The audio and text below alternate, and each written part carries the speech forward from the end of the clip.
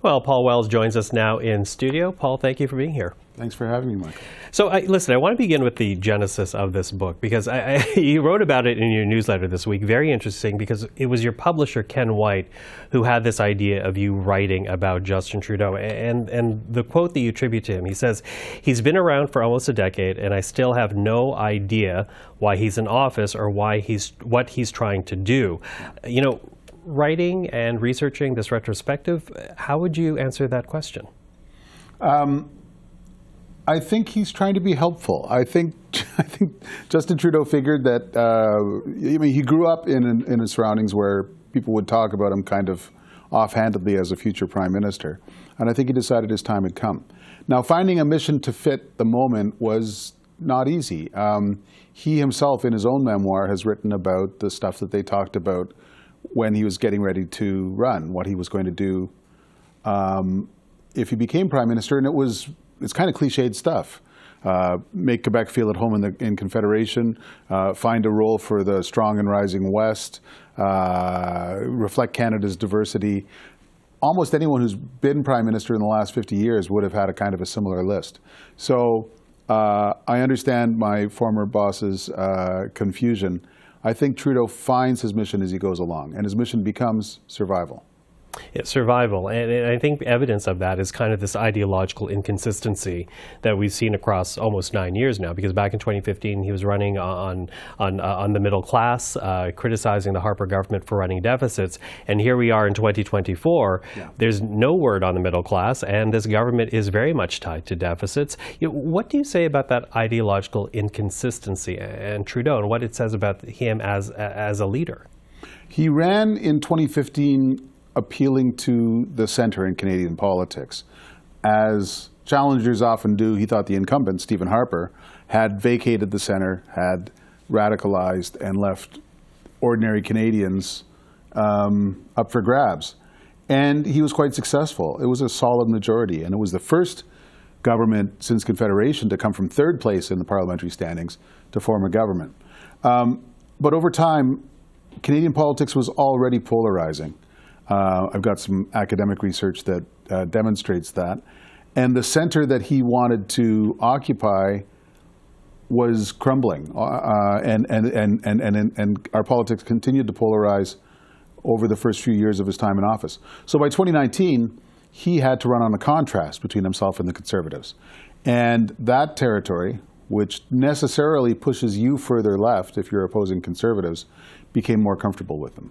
Mm-hmm. Became more comfortable, and here we are now where, you know, his future is being openly questioned, and within the party, outside the party. And you keep using this boxing metaphor in the book when you talk about the Prime Minister and the way he views challenges that are in front of him. And in fact, we have a bit of your book on a board here for people at home, because you write this about Trudeau. Now he's on the ropes again. The new Conservative opposition leader, Pierre Poilievre, has all but caved in Trudeau's ribcage in the opening round.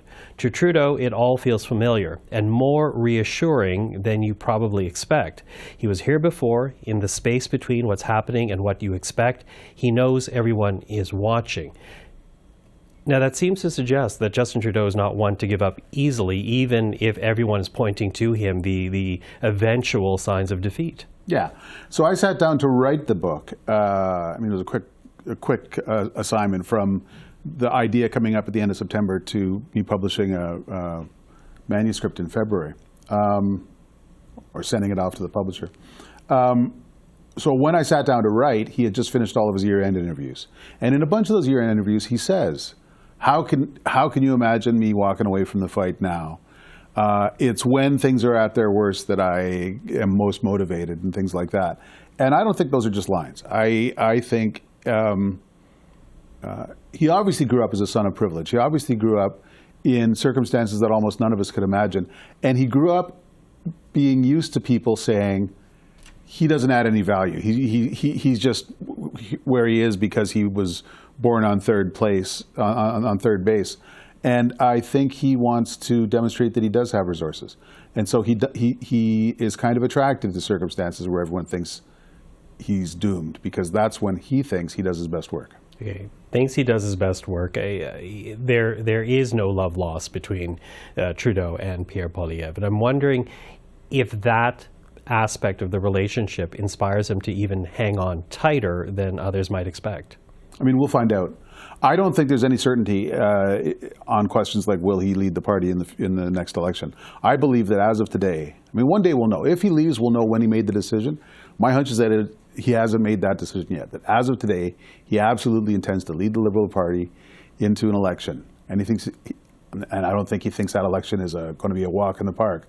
But I think he thinks he's got a chance. So, but it's a long year, and every day I know he's got people close to him, people who want the best for him, telling him to get out. I know he's got a mirror, and he's going to look in that mirror every day and say, "Is this a guy who's really wants to go through this again?" You know. But I believe that as of now, he looks at potential successors, isn't impressed, looks at Poilievre and feels motivated, and I think he wants to go again. Mm-hmm. Well, you know, he elected in 2015, but then, of course, he comes across some extraordinary challenges that no one would have known about when he was first elected back then. I think about Donald Trump, elected to the White House, and the challenge that presented when Donald Trump wanted to reopen up NAFTA. I think about the global pandemic, which essentially shut down the global economy. When you look at how Justin Trudeau met the challenge of those moments, what does it say to you about his capability as a leader? He's got a good story to tell about some of those big challenges. I believe that it would have been very easy for the Canada-U.S. relationship to go much worse. Trump has no interest in Canada. As Al Capone said, he doesn't even know what street Canada's on. And he had already called NAFTA the worst deal in history. And he has had every legal right to cancel the deal. Instead, they saved it. They saved it so thoroughly that even with Biden in the White House, nobody wants to revisit that deal. And similarly with COVID, in the first year of the COVID pandemic, when the important work was to pay people to stay home and pay businesses to stay open without clients, Canada had more money because the 4 prime ministers before Justin Trudeau were fiscally responsible. And he was able to protect more Canadians than was the case in a lot of other countries. Later, COVID becomes much more controversial. Mm-hmm. But on some of these big challenges, he's got a pretty good story to tell. Mm-hmm. COVID becomes much more controversial, and that actually goes back to the point that you were making earlier about polarization in the political realm right now. You say politicians, Trudeau included, have weaponized the partisanship that we're now seeing. What's the advantage of that? What is the danger attached with it? Well, I'm pretty sure it's become almost the only way to win elections. You run on a caricature of the other person rather than running on your best version of yourself. And Trudeau's hardly the first person to fall into that sort of tactical dynamic, and he won't be the last. But it strains the Confederation. It strains our complicated regional dynamics. It leaves a lot of people feeling left out. And that permits the rise of somebody like Pierre Poilievre, who wants to speak for those people who feel left out. And there's a lot of people who are more traditional Liberal supporters who feel let down and disappointed by this government. So the thing with polarization is you need your side of the polarization to show up. And it's what we're seeing in public opinion polls is that's less and less guaranteed of people who did vote Liberal the last 3 times, that they're not nearly as sure they're going to vote Liberal the 4th time. Mm-hmm. I don't know if people should be comforted or worried that you captured 9 years in 200 pages. 100. 100 pages, rather. I think it's a sprint. No, but it's a very good book. But getting back to the initial question, at the end of the day, having gone through this, what do you think Canadians need to know about Justin Trudeau? It's funny, it's a very critical book. I mean, I'm known as a guy who's not super impressed with this government. But I think anyone who reads it all the way through will come away with the impression that this guy means well and is trying his best, and that the circumstances matter. It's been a hellish decade for all of us, and would have been a very difficult decade in power for any prime minister. And so what I hope this short book accomplishes is to put him into more context. Well, the book is called Justin Trudeau on the Ropes. The author is Paul Wells. Paul, thank you very much. Thank you.